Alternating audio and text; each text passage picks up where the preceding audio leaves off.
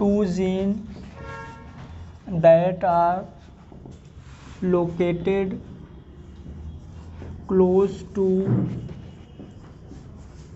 each other on a chromosome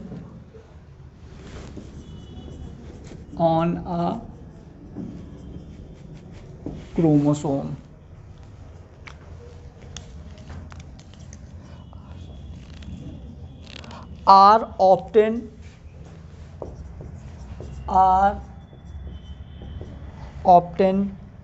inherited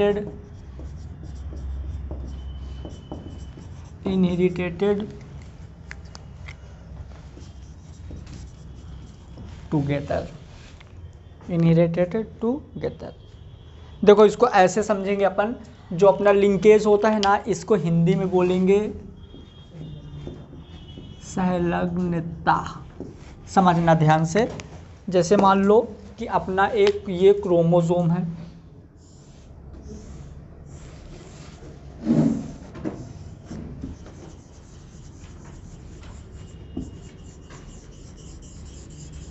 ये chromosome है ना। इस क्रोमोसोम में जो अपने जीन होते हैं, जैसे मान लो कि एक ये वाला टुकड़ा जीन हो गया, एक ये टुकड़ा जीन हो गया, है ना। तो क्या होता है, जब एक ही क्रोमोसोम में, सिंगल क्रोमोसोम में एक से ज़्यादा जीन, अब यदि जीन है तो एलील होंगे, मतलब उसमें कोई ना कोई कैरेक्टर भी स्टोर होंगे। तो जब एक ही क्रोम में एक से ज़्यादा जीन एक दूसरे के बहुत पास होते हैं और ये वाला क्रोमोसोम नेक्स्ट ऑफस्प्रिंग में जाएगा, तो ये जो पूरा का पूरा प्रोसेस होता है, पूरा सिस्टम हमारा क्या कहलाएगा, लिंकेज। ठीक है, एक बार फिर समझो, एक ही क्रोमोसोम में एक से ज़्यादा जीन जब नेक्स्ट जनरेशन में जाते हैं तो ये पूरा प्रोसेस क्या कहलाएगा, लिंकेज। समझ में आ गया, क्लियर हुआ। ठीक है, इसके नीचे और लिखो, first time given by Bateson and पुन्नेट। First time given by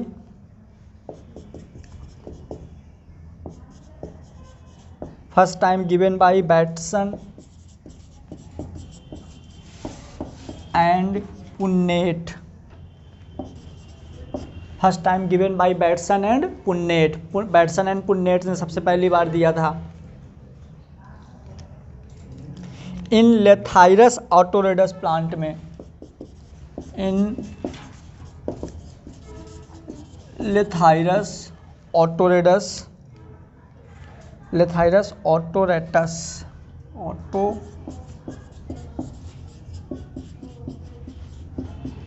plant में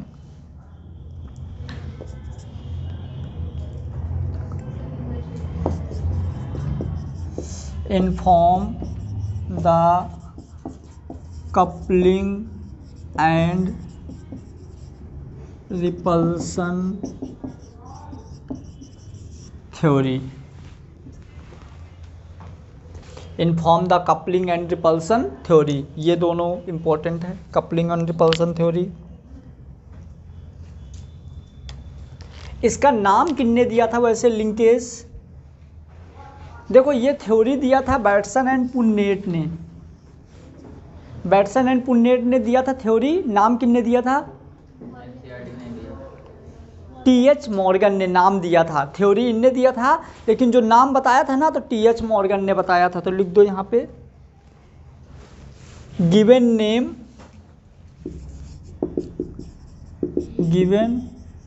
नेम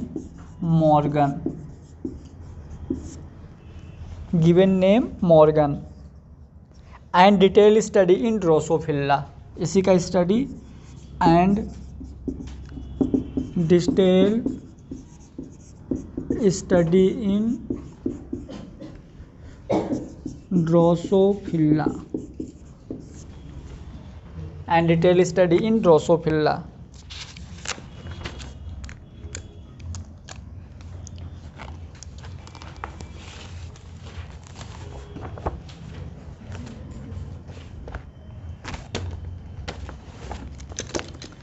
लिख दिया इतना।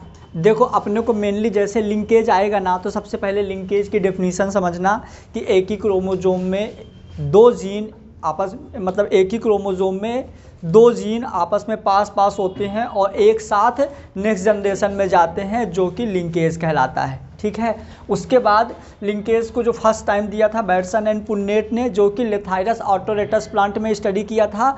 उसके बाद वो प्रोसेस को उसके बाद जो मतलब नाम दिया गया था ना लिंकेज का, उनको किसने दिया था? मॉर्गन ने। और किसमें? ड्रोसोफिला में। ठीक है, इसके बाद अब हेडिंग डाल दो। अपने को समझना है कपलिंग क्या है, रिपल्सन क्या है। मेरी बात सुनो, कपलिंग और रिपल्सन क्या है पहले एक बार समझो। जैसे मान लो कि ये हमारा क्रोमोसोम है। अब दो चीज़ें हो सकती हैं, या तो ये वाला जीन और ये वाला जीन दोनों आपस में पास आ सकते हैं, कपलिंग, या तो ये दोनों दूर जा सकते हैं, तो रिपल्सन। तो मतलब एक ही क्रोमोसोम में दो जीन होते हैं, वो कब पास आते हैं तो क्या होता है, दूर जाते हैं तो क्या होता है। इसका मैं एक एग्जांपल लेके समझेंगे। फिर से समझो क्या है, देखना ध्यान से सुनना। जो लिंकेज होता है मतलब एक ही क्रोमोसोम में जब दो जीन होते हैं और आगे नेक्स्ट जनरेशन में जाते हैं तो ये प्रोसेस है लिंकेज। अब जब वो जाते हैं ना तो उनके ना जो लिंकेज होता है डिस्टेंस पे डिपेंड करता है, और अकॉर्डिंग टू डिस्टेंस जो होता है लिंकेज को हम दो टाइप में क्लासिफाइड कर देंगे, एक कपलिंग लिंकेज, एक रिपल्सन लिंकेज। कपलिंग मतलब दोनों पास आ रहे होंगे, रिपल्सन मतलब दोनों दूर जा रहे होंगे। क्लियर? तो अब हेडिंग डाल दीजिए। कपलिंग के लिए देखेंगे तो अपन एक एग्जांपल ले लेते हैं इसी का, हेरिकल पोलन ग्रैन। चलो हर्ष बताओ, ये डाई हाइब्रिड क्रॉस का एग्जांपल है कि मोनो हाइब्रिड क्रॉस का? डाई हाइब्रिड क्रॉस का। ठीक है, नैना बताइए, इसका जो जब हम क्रॉस करवाएंगे तो जो इसका रेशो है, फिनोटाइप रेशो 9:3:3:1 नहीं आएगा, क्यों? Capital B blue and long, और ये हो जाएगा स्मॉल बी स्मॉल एल, है ना। इनको क्रॉस कराएंगे तो बताइए फर्स्ट F1 जनरेशन में जब इनमें क्या होगा, बोलो? आउटब्रीडिंग। क्या बनेगा ये हमारा? Capital B capital L small L, मतलब blue flower long pollen grain, blue flower long pollen grain. अब इसका फिर से अपन क्रॉस करवा देंगे, ये हो गया हमारा F1 जनरेशन। अब इसके सुनो, अब F1 जनरेशन में यदि हमको इसका ऑफस्प्रिंग पता, सॉरी इसके जो F1 का हमको जो रिजल्ट पता करना है, तो किसी को भी चेक करने के लिए, रिजल्ट पता करने के लिए हम क्या करवाते हैं हमेशा? Test cross. तो यहाँ पे हम करवा देंगे इसका टेस्ट क्रॉस। सुनो कैसे, मेरी बात फिर से सुनो। लिंकेज क्या होता है? देखो, एक ही क्रोमोसोम में एक से ज़्यादा जीन क्या होते हैं? लिंकेज। ठीक है, अब जब लिंकेज में मतलब अपन ने क्या किया था, ये पूरा एक क्रोमोसोम में एक से ज़्यादा जीन थे, एक क्रोमोसोम में एक से ज़्यादा जीन थे, हमारे F1 जनरेशन बना। अब हमको इस F1 जनरेशन में ये पता करना है कि इसके अंदर क्या क्या चीज़ें थी, मतलब कि कौन सा डोमिनेंस वाला था, कौन सा रिसेसिव वाला था, उसके अंदर की चीज़ें पता करना है। तो हम उसको चेक करने के लिए क्या करवाएंगे? Test cross. और जब हम टेस्ट क्रॉस करवाएंगे तो इसका क्रॉस इससे कराएंगे कि इससे, ये अपने को पता होना चाहिए। ठीक है, तो फिर हम अपन क्या करवाएंगे? Capital B capital L small b small l. अब सुनो, इधर कितने बनेंगे? दो, इधर हाँ चार सॉरी, इधर 4 बनेंगे, इधर एक ही रहेगा, 2 की पावर मतलब 0 तो 1, तो इधर 4 इधर 1, क्रॉस करवाओगे तो टोटल अपने 4 ही रहेंगे। लेकिन जो 4 रहेंगे ना तो उनको करो 4, अपन इनको ऐसा रहेगा, मतलब 4 मिला के अपने 16 होने चाहिए। तो ये हमारा क्रॉस करवाएंगे तो अपना कैसे हो जाएगा, ये लिखते जाओ।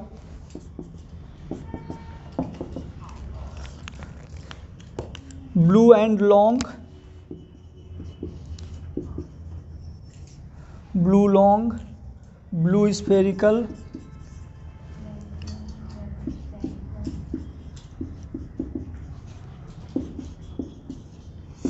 Red and long, red and spherical.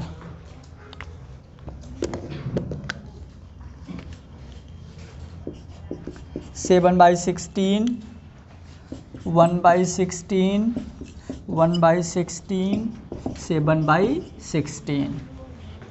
मतलब इसका जो रेशो हो जाएगा, क्या हो जाएगा रेशो बोलो? 7:1:1:7। नीचे एक पॉइंट लिख देना है, दिस फिनोमिना इज कपलिंग। इस तरह का रेशो यदि आता है तो हम इसको क्या बोलेंगे? Coupling, linkage.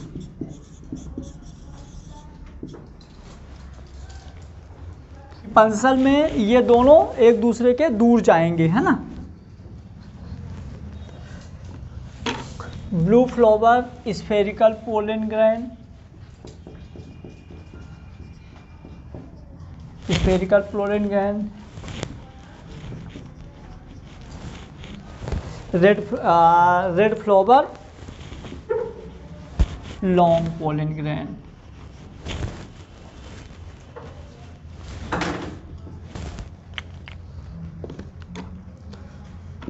ब्लू फ्लावर मतलब कि capital B small l capital L. तो यहाँ भी वही बनेगा अपना, capital B capital L small L.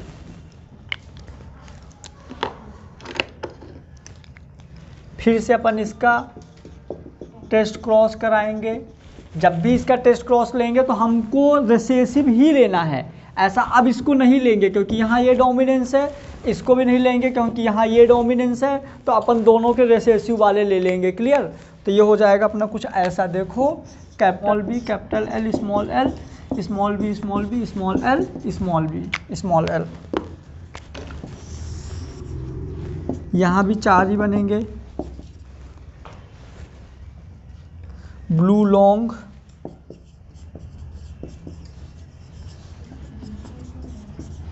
Blue spherical, red long और रेड स्फेरिकल।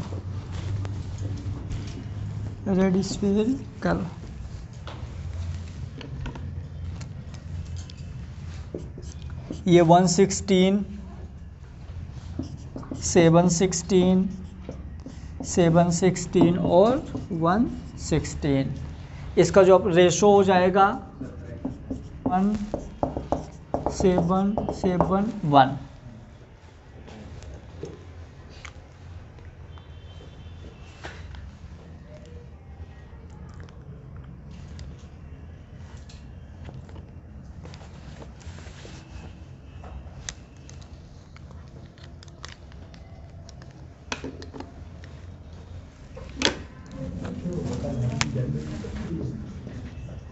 लिख दो थ्योरी ऑफ लिंकेज।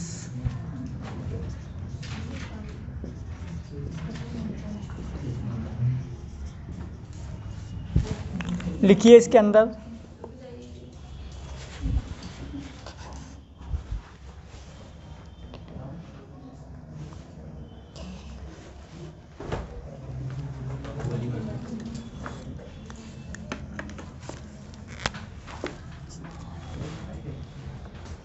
बोलूं? थ्योरी ऑफ लिंकेज लिखो।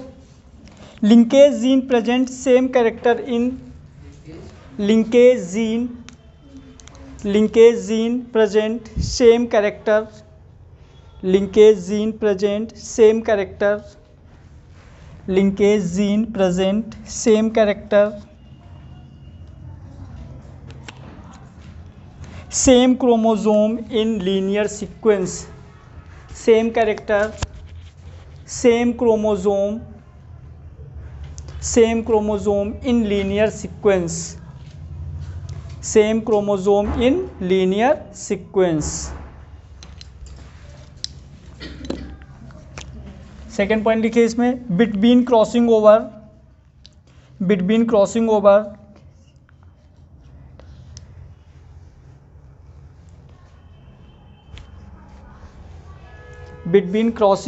ओवर काट दो बिटवीन क्रॉसिंग लिखना है बस। ओवर क्रॉसिंग ओवर है ना, तो ओवर काट दो, सिर्फ क्रॉसिंग रहने दो। Between crossing linkage gene are separate between crossing linkage gene are separate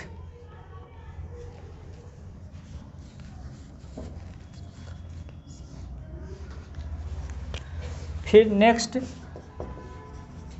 ऐसे लिखना है, strength of linkage gene inversely proportional to distance. Strength of linkage gene inversely proportional to distance. Linkage of strength of linkage gene inversely proportional to distance. अब इसके factors देखेंगे तो heading डाल दीजिए factor effect of linkage. क्या क्या factors हैं इसके?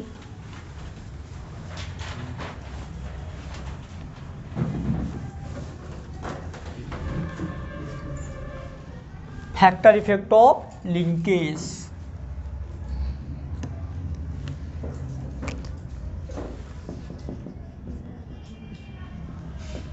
पहला लिख दीजिए फैक्टर में डिस्टेंस। पहला लिख दीजिए डिस्टेंस। देखो यदि आप डिस्टेंस बढ़ा दोगे तो लिंकेज कम हो जाएगा। क्लियर? मतलब कि यदि आप डिस्टेंस बढ़ाओगे तो लिंकेज कम हो जाएगा। मतलब समझ गए सब लोग? डिस्टेंस बढ़ाओगे तो लिंकेज कम हो जाएगा। सेकेंड लिखिए crossing over. Crossing over same, यदि आप क्रॉसिंग ओवर बढ़ाओगे तो लिंकेज कम हो जाएगा। थर्ड लिखिए एज। यदि एज ज़्यादा है, एज, तो क्रॉसिंग ओवर भी वो लिंकेज भी ज़्यादा होगा। नेक्स्ट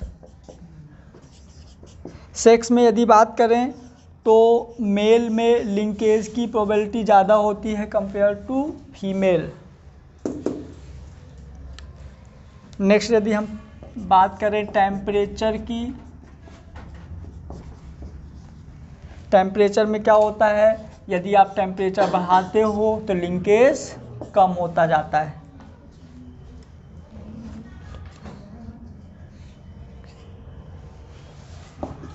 या तो उसमें म्यूटेशन या एक्सरे, मतलब एक्सरे से ही म्यूटेशन होता है, मतलब कोई भी अल्ट्रावायलेट रेज वगैरह से म्यूटेशन हो जाता है। तो म्यूटेशन के टाइम पे क्या होता है, यदि म्यूटेशन बढ़ा देते हो तो लिंकेज भी कम हो जाएगा इसमें। ये हो गए इसके फैक्टर, 6 फैक्टर हो गए।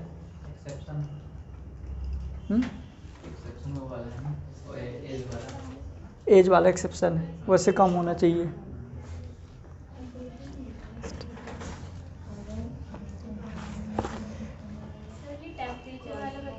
टेम्परेचर ज़्यादा होगा तो लिंकेज कम होगा।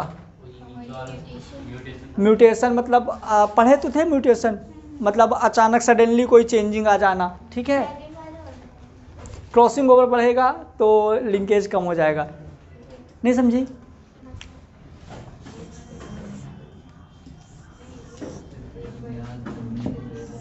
जैसे जितना ज़्यादा क्रॉसिंग ओवर होता जाएगा, क्रॉसिंग ओवर जितना ज़्यादा होगा उसके जीन उतने ज़्यादा ओवरलैप होंगे, है ना, तो हमारा लिंकेज की प्रोबेबिलिटी कम होती जाएगी।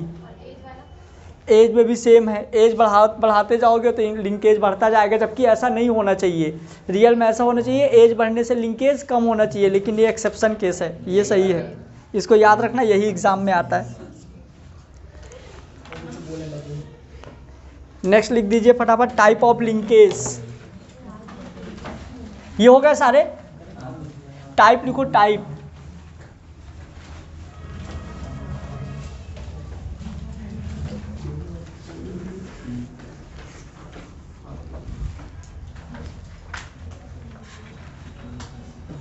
Type of linkage.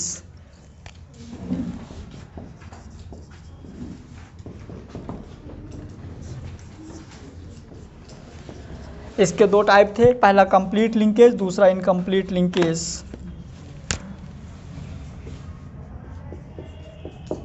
Complete linkage, incomplete linkage.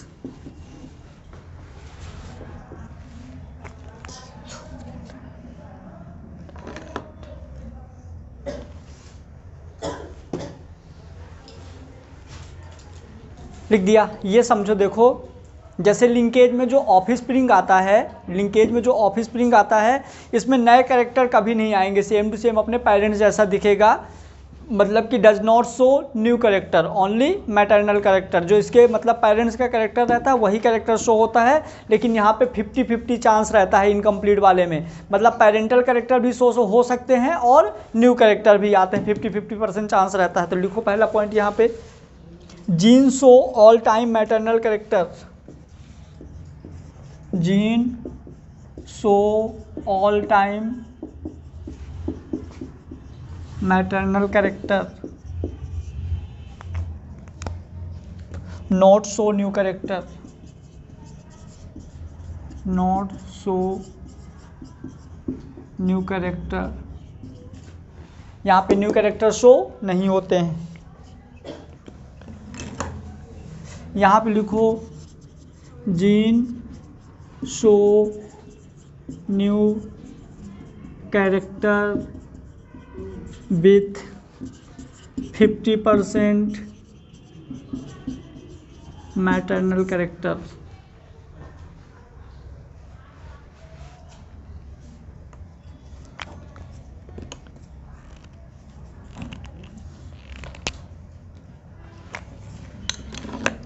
Next point लिख दीजिए यहाँ पे, क्रॉसिंग ओवर अब्सेंट होता है।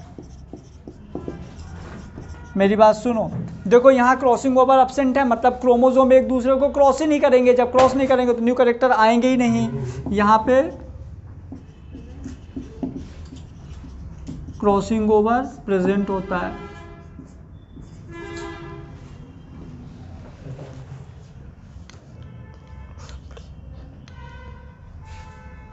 यहाँ पे लिख दो gene closely arranged to each other. यहाँ पे जीन बहुत ज़्यादा क्लोज हो। नेक्स्ट हेडिंग डाल दीजिए जेनेटिक मैप। हाँ, उसी को बोलते हैं लिंकेज मैप, उसी को और बोलते हैं क्रोमोसोमल मैप, तीनों सेम नाम है। Linkage map, chromosomal map, linkage map, chromosomal map and genetic map.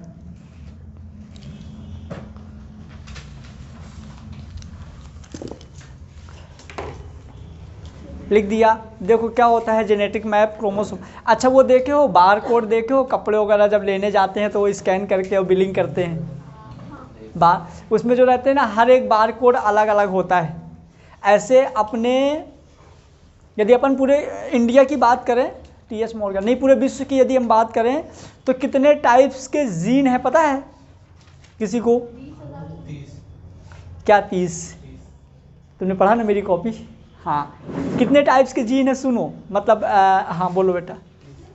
अच्छा गाना सुना रही हो? सुनो, मतलब ये अपन अंदाजा, जैसे अपन लोग ने सबका जो मतलब डीएनए रहता है सबका अलग अलग रहता है, ऐसा तुमको इतनी 1 करोड़ मतलब 135 करोड़ पब्लिक है इंडिया में और किसी का भी मतलब सेम नहीं है। कितने? मैं जो बोल रहा हूँ समझ रहे हो?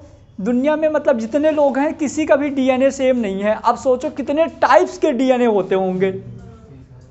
तो इतने टाइप्स के डीएनए नहीं है, डीएनए तो एक ही है, डीऑक्सीराइबोन्यूक्लिक एसिड। डीएनए तो एक ही है। जो डीएनए मैपिंग होती है, मतलब कि क्रोमोसोम लीनियर अरेंज्ड, जो क्रोमोसोम एक लाइन में अरेंज होते हैं उनमें डिफरेंस होता है। जैसे देखो, यदि एक मॉल में 20 या 50 जितने भी वैरायटीज़ के कपड़े होते हैं ना, सबका बार कोड अलग अलग लगता है, लेकिन अपन पट्टी देखते हैं तो अपने को लगता है पट्टी तो सेम ही है। तो जो हम लोगों का डीएनए रहता है ना, तो डीएनए अभी हम आगे पढ़ेंगे डीएनए फिंगरप्रिंटिंग में, तो सबका डीएनए ऐसी कुछ अरेंज रहता है, मतलब कुछ ऐसी रहता है, लेकिन इन सब में कुछ ना कुछ डिफरेंस होता है। इनका जो जेनेटिक मैपिंग होती है वो सारे के सारे मैपिंग अलग अलग होती है, समझना। तो ऐसा होता है 30,000 वर्ड, मतलब जैसे राम, सीता, इस तरह से 30,000 वर्ड एक पेज में लिखे होने चाहिए, और इस तरह से 30,000 पेज होने चाहिए, समझे? 30,000 वर्ड एक पेज में लिखे होने चाहिए और इस तरह से 30,000 पेज होने चाहिए। और 30,000 पेज की एक बुक हो और इस तरह से 30,000 बुक्स होनी चाहिए। इतनी यदि इतना भी हम लिखेंगे ना तो भी हम जेनेटिक्स के डीएनए के टाइप्स को एक्सप्लेन नहीं कर सकते।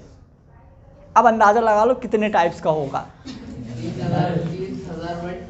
ये चीज़ डाटा याद रखना जो मैं बोल रहा हूँ, 30,000 वर्ड एक पेज पे, इस तरह से 30,000 पन्ने की एक किताब, इस तरह से 30,000 किताबें में यदि तुम लोग जीन या डीएनए को एक्सप्लेन करोगे उसके टाइप्स को तो भी कम है, पूरा एक्सप्लेन समझ गए ना। इस वजह से इस अपन ये भी नहीं बोल सकते कि इनफाइनाइट, क्योंकि कोई ना कोई तो इसकी लिमिट होगी। इस वजह से उसको इस तरह एक्सप्लेन किया गया है। तो सबसे पहले हेडिंग डाल दिया ना, जेनेटिक मैप लिखो। जेनेटिक मैप में एक line,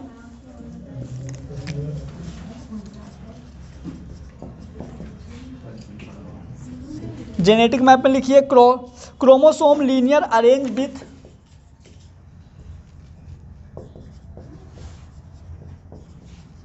chromosome linear arrange with the help of crossing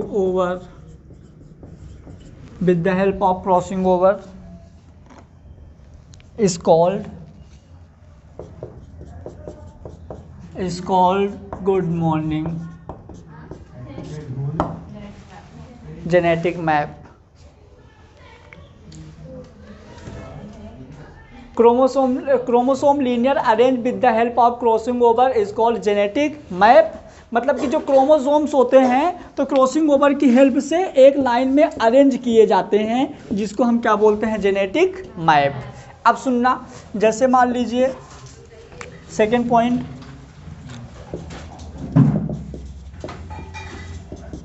with the help of genetic map easily find the position of gene. Genetic map के हेल्प से हम जीन की पोजीशन बहुत इजीली फाइंड कर सकते हैं।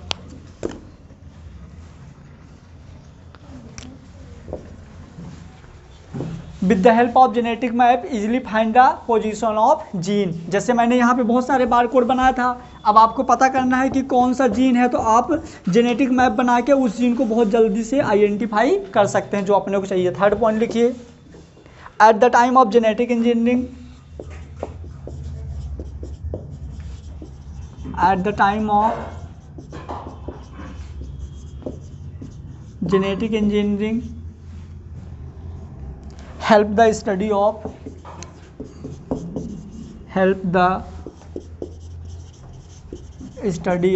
जीनोम। जीनोम मतलब जीन के अंदर की चीज़ें है ना, तो आ जाएगा at the time of genetic engineering help the study of genome. ये होते हैं जेनेटिक मैप।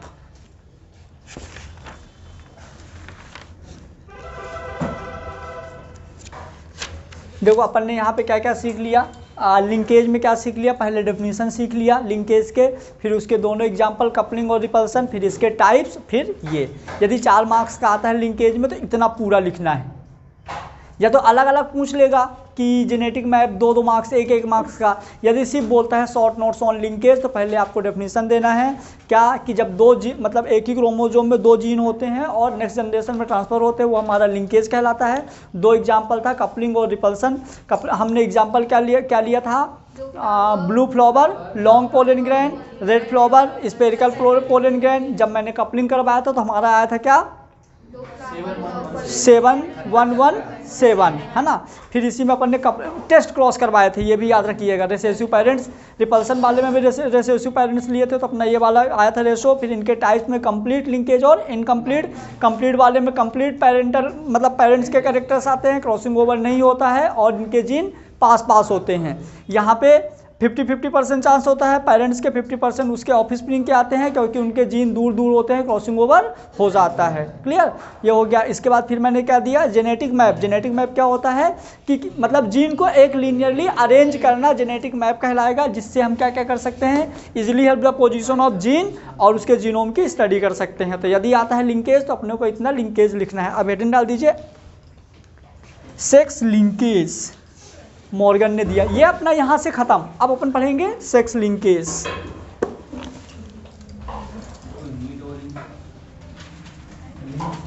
लिंग संलग्नता। देखो लिंग संलग्नता का सबसे अच्छा एग्जांपल, मतलब कि जैसे एक ही क्रोमोसोम है, एक ही क्रोमोसोम में एक्स और वाई दोनों,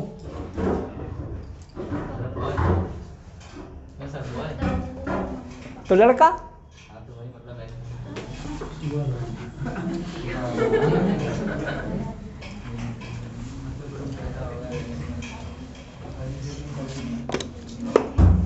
टाइम बताना।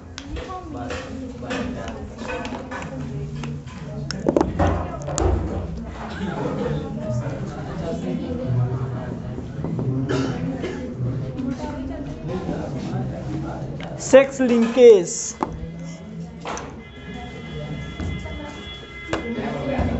है 15 मिनट है, बहुत है 15 मिनट तो।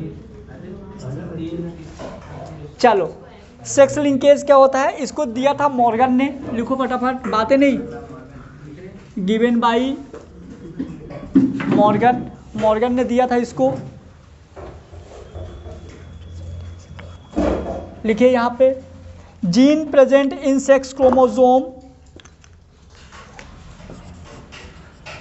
Gene present in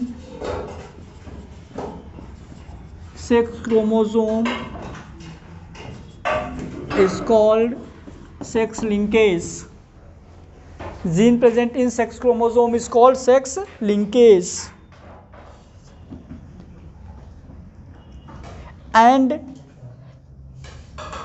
heredity is called, and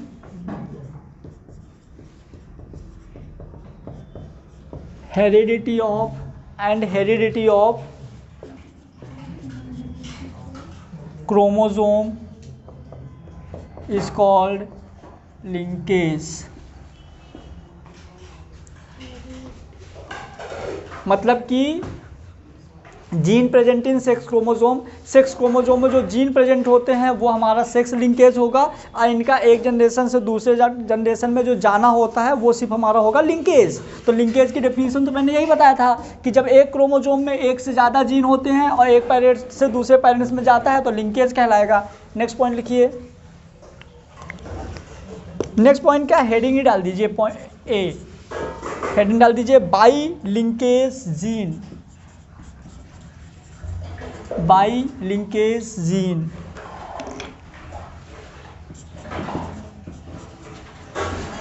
by linkage gene लिखिए। इसका एक और नाम है, बहुत बार एग्जाम में पूछ भी चुका है, अपन लोग कंफ्यूज हो जाते हैं। बाई लिंकेज जीन को क्या बोलते हैं, नहीं पता, होलैंड्रिक जीन। बहुत बार आ चुका है एग्जाम में, ठीक है। बाई लिंकेज जीन का एक और नाम है होलैंड्रिक जीन, याद रखिएगा।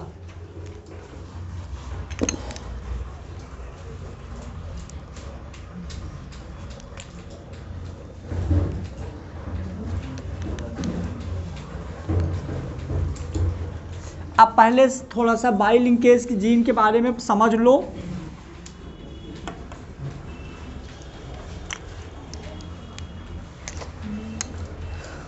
ऐसे करना, अब तो बहुत है। आओ अपन अभी अपन देख रहे हैं, क्या ध्यान से सुनना है, बहुत काम की चीज़ है तुम लोगों के लिए। अभी अपन पढ़ रहे हैं बाई, कोई पेन बजा रहा है, डिस्टर्ब ना करो, गलत पढ़ा दूंगा।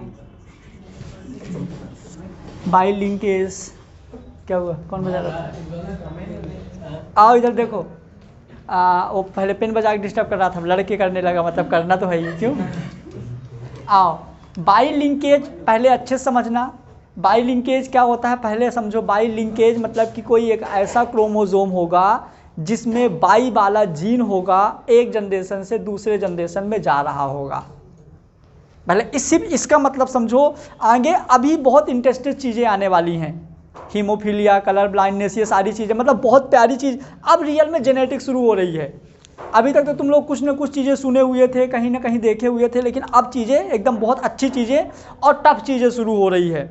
परीक्षा बहुत देख के लग रहा है कि अब जेनेटिक खत्म हो रही है, लेकिन रियल में अब शुरू हो रही है ना। याद रखिएगा, परीक्षा बोर्ड के 2 क्वेश्चन अपने को कंप्लीट करने के लिए अपने को कम से कम 4 लेक्चर पढ़ना पड़ेगा जेनेटिक्स, आ जाना।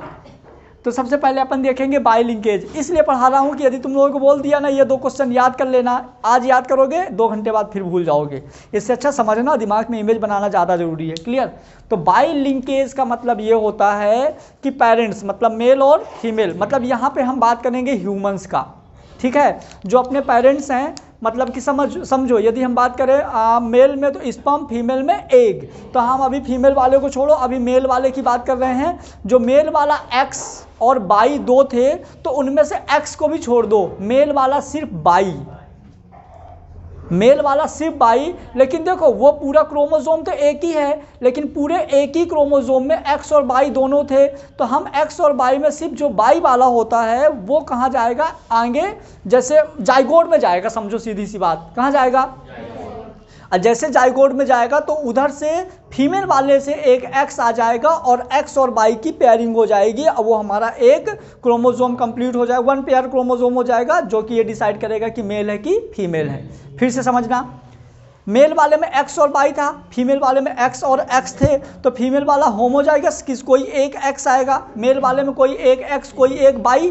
तो इस बार हम एक्स को छोड़ रहे हैं, सिर्फ बाई को ले रहे हैं। ध्यान देना, बहुत काम की चीज़ें भी बता रहा हूँ, ठीक है। वहाँ एक्स था, एक्स और बाई 2 था, तो वो वाला एक्स और इस मतलब वो वाला बाई इसके एक्स से आके मिल रहा है। तो शांत रहो ना, समझ गए। तो ये चीज़ आके मतलब वो इसका बाई इसके एक्स से आके मिल रहा है। तो अब कैसा रिएक्शन होगा, क्या रोल होगा, ये समझना। आ रहा है ना दोनों। अब जैसे वहाँ पे एक ही क्रोमोसोम था, समझना, जो मैं बार बार बोल रहा हूँ, मेरे दिमाग में मेरे को ऐसा लग रहा है कि तुम लोग क्यों नहीं समझ पा रहे शायद। यही बोला था ना, यदि 100% नहीं सुनोगे गारंटी से नहीं समझ पाओगे, इसलिए एकदम 100% अटेंशन से सुनो, ठीक है, नहीं तो फिर हमको लिखना पड़ेगा पूरा। देखो जो मदर है फीमेल है, उसमें एक्स और एक्स 2 थे, उन दोनों से मैंने कोई सिंगल एक्स लिया क्योंकि होमोजाइगस था, मैं अपने वाले तरीके से। क्लियर हुआ। इधर मेल था, मेल में एक्स और बाई दोनों थे, तो एक्स और बाई में अभी हम बाई लिंकेज की बात कर रहे हैं, तो वो वाला एक्स छोड़ देंगे, ये वाला बाई लेंगे और इसके एक्स से क्रॉस कराएंगे, तो एक ही क्रोमोसोम में हमारा एक्स और बाई दोनों हो गया। समझ गए। अब एक्स और बाई जो दोनों हुआ है तो वो लड़का बनेगा। अब लड़के के कैरेक्टर्स कैसे शो होंगे वो समझेंगे। तो जैसे एक्स और बाई पूरा एक ही क्रोमोसोम में एक्स और बाई है, तो बाई वाला क्या काम करता है, तो जो हमारा बाई लिंकेज होता है, तो इन मेल चाइल्ड, समझना ध्यान से, इन मेल चाइल्ड में बाई वाला क्या होता है कि एक TDF मतलब कि टेस्टिस डिटरमाइन फैक्टर करके हार्मोन्स होता है। टेस्टिस डिटरमाइन फैक्टर करके हार्मोन होता है, जो कि एक होती है मुलेरियन डक्ट, एक होती है वोल्फियन डक्ट। तो यदि हमारा बाई जो है TDF टेस्टिस डिटरमाइन फैक्टर को एक्टिवेट कर देता है, तो ये TDF टेस्टिस डिटरमाइन फैक्टर जो होता है, तो मुलेरियन डक्ट की ग्रोथ को इनहिबिट कर देता है, दबा देता है, और वोल्फियन डक्ट के ग्रोथ को बढ़ा देता है। यदि वोल्फियन डक्ट की ग्रोथ बढ़ गई तो ये आगे जाके मेल जेनाइटल ऑर्गन डेवलप कर देगा। ये यदि मेल जेनाइटल ऑर्गन डेवलप होगा मतलब कि टेस्टिस डेवलप होगी, टेस्टिस डेवलप होगा मतलब कि एक्सटर्नल जेनाइटल ऑर्गन जो भी पेनिस वगैरह होता है ये सब डेवलप हो जाएगा। तो ये वाला जो हमारा ऑफस्प्रिंग बना, ये ऑफस्प्रिंग मेल चाइल्ड हो जाएगा, मतलब लड़का हो जाएगा। पूरी प्रोसेस समझना अच्छे से। एक्स और वाई आया था, मैंने ह्यूमन रिप्रोडक्शन में ये चीज़ नहीं बताया था, मैंने बोला था एक्स और वाई आएगा तो मेल बन जाएगा, लेकिन इतना डीप में नहीं बताए थे। यहाँ समझना मैं क्या बोला, TDF testis determine factor, testis determine factor आएगा जो कि मुलेरियन डक्ट को इनहिबिट कर देगा और वोल्फियन डक्ट को बढ़ा देगा। मैंने ह्यूमन रिप्रोडक्शन में तुम लोगों को याद होगा तो ये बताया था HCG, human corticoid gonadotropic releasing hormone. HCG TDF की वजह से ही एक्टिवेट होता है। पहले TDF आया टेस्टिस डिटरमाइन फैक्टर, ये टेस्टिस डिटरमाइन फैक्टर। अब अपने को ये पता चल गया, बहुत बार आता है कि जो मुलेरियन डक्ट होता है वो फीमेल सेक्स ऑर्गन बनाता है, अब वोल्फियन डक्ट जो होता है तो मेल सेक्स ऑर्गन। एक नई चीज़ सुनो, ये मुलेरियन डक्ट और फिर ये मतलब पहले सेम थी, एक ही डक्ट थी, पहले ये एक ही डक्ट थी, फिर ये बाद में जाके दो डक्ट बनी, एक मेल वाली एक फीमेल वाली। यहाँ पर XX था, यहाँ पे XY था। पहले ये सिंगल डक्ट थी, बाद में ये दो डक्ट बनी है, XX और XY वाली। क्लियर हुआ? तो ये डिपेंड करेगा। इसको और अच्छे से एम्ब्रियोलॉजी में तुम जब मैं लोग पढ़ाऊंगा तो एम्ब्रियोलॉजी में बताया था कि ये सारी की सारी पहले एक रहती है न्यूरल क्रेस्ट, न्यूरल क्रेस्ट जो बनाती है न्यूरल ट्यूब, बाद में ये सब डेवलप होता है। इससे भी पहले यदि तुम लोगों को याद हो तो इससे भी पहले बना था क्या, प्रीमेटिव और प्रीकॉर्डियल प्लेट। उसके भी पहले बना था एंडो एक्टो और मीजोडम। उसके भी पहले डैश डैश। समझ गए? तो वो पूरा मतलब फर्टिलाइजेशन से लेके पूरा ये सारी चीज़ें रिलेटेड हैं। क्लियर? तो वो सब छोड़ो, अभी ये तो समझ में आए ना कि जो एक्स लिंकेज होता है, सॉरी जो बाई लिंकेज होता है, बाई लिंकेज क्या होता है, मेल चाइल्ड्स में होता है, जो कि टेस्टिस डिटरमाइन फैक्टर को एक्टिवेट करता है, जो हमारे वोल्फियन ट्यूब को एक्टिवेट करके मेल जेनाइटल ऑर्गन का डेवलप करता है, मतलब टेस्टिस और रहेगा। अब टेस्टिस आ गई तो टेस्टोस्टेरोन निकलेगा, टेस्टोस्टेरोन निकलेगा तो मेल कैरेक्टर प्रमोट होते जाएंगे, फीमेल कैरेक्टर दबते जाएंगे और बन जाएगा क्या, मेल चाइल्ड। नोट कर दो।